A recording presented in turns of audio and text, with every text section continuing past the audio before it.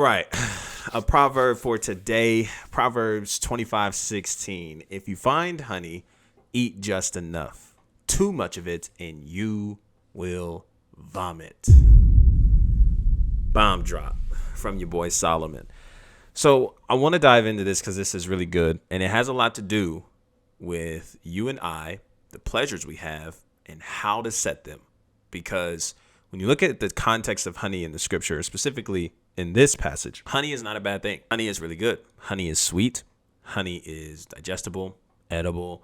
Honey is something that's enjoyable, often compared to the word of God in a spiritual context, in a deeper context, and is something that is good and needs a balance that's sufficient, adequate. Okay. So in relation to honey in this context, Solomon is suggesting moderation and not abstaining. Now, hear me when I say this. When we're talking about the context of honey and in relation to our pleasures today, where we find pleasure, what brings us pleasure, yes, there are good pleasures in the right context.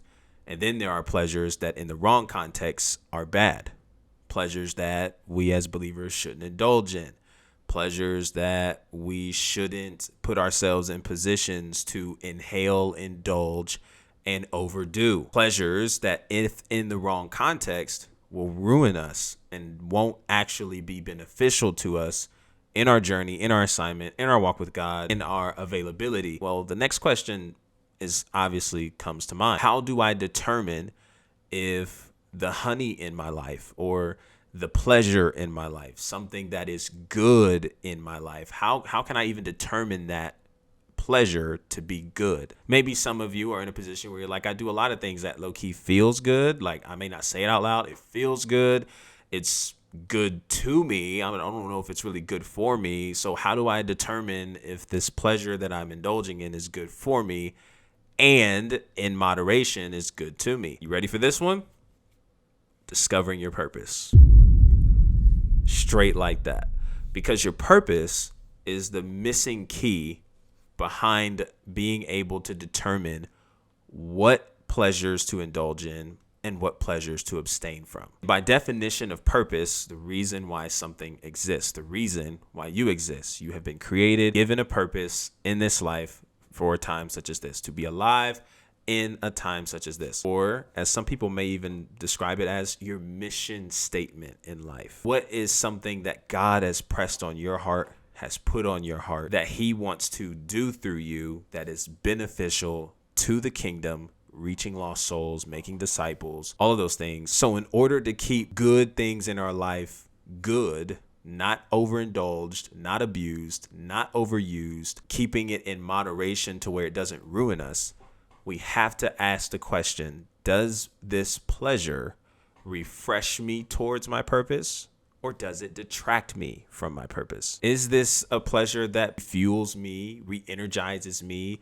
places me back into the right places to continue on the journey that God has placed in front of me, where God is leading me to, what God has assigned me to in this season of life? Or is it something that's pulling me away from God, pulling me away from being in his presence, being in prayer, being in a space of worship, being in a space of study? Is this something that is pulling me further away from that? Again, if we even want to put this in more applicable ways, things like Netflix, things like Hulu and gaming and all these other kinds of things that we find enjoyment doing, we unwind with, right?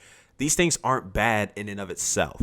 It's not bad to have a Hulu subscription. It's not bad to have a Netflix subscription. It's not bad to come home and enjoy a TV show. It's not bad to come home and enjoy a video game and playing some video games. But there's a difference between binging those things and using that in moderation as a way of unwinding, settling in, and getting prepared for another day ahead. Because typically when you binge things like that, that's like overindulging.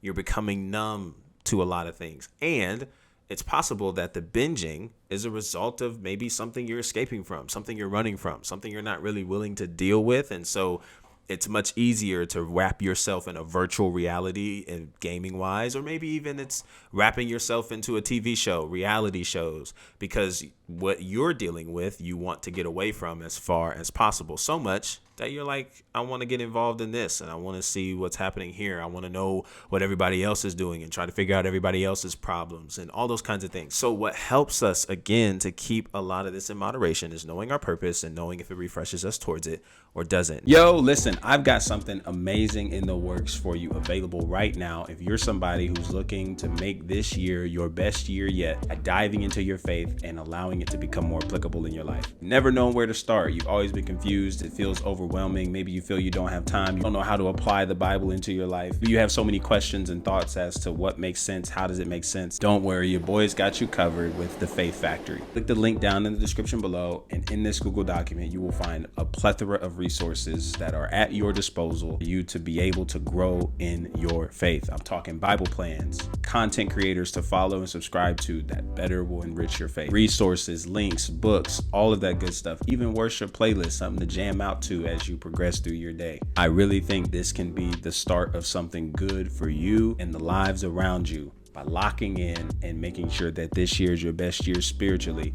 therefore making it your best year ever. Don't forget to click the link in the description and go be great. Now, if you don't know what your purpose is, if you're unsure what your purpose is, how can I determine what my purpose is?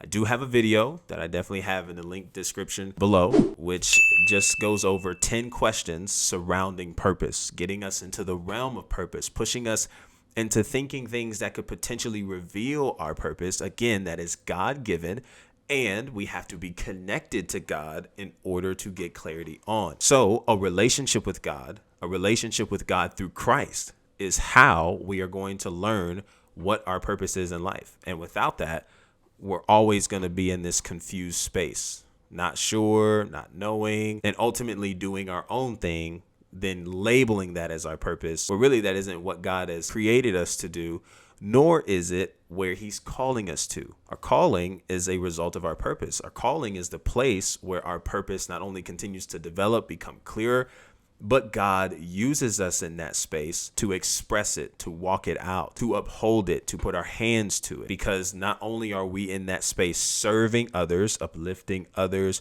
whatever that role might be, it's also doing work on us, expanding us to continue growing in a space of clarity, understanding deeper what our purpose is and moving in that. So knowing why I'm here, knowing what God is putting in front of me to put my hands to multiply and give back to him is key to knowing if a certain pleasure that I indulge in, that I enjoy, that I find some level of enjoyment in the right context is beneficial and refreshing to getting closer to my purpose, or is it detracting and distracting me from it? And if it's detracting, we need to leave it. We need to leave it alone. Push it away and not just bury it and leave it, but replace it with something that is going to refresh us closer to where God is calling us. That way, we're able to keep what's good, good with moderation and balance. And as Solomon suggests, eating just enough of it, because too much of it will vomit. Keep what's good, good by way of moderation and knowing your purpose to determine if the pleasures you indulge in is refreshing you towards it or bringing you away from it. And if it's bringing you away from it, remove that pleasure and replace it with something that's going to continue to refresh you in the right direction. In moderation, that's the key. I appreciate y'all. I hope you guys got a lot out of this proverb. Hopefully this was something that was beneficial. If it does, leave a comment, leave a like, share this video with somebody. And as always, until our next conversation, be easy and be breezy, my friend. Peace.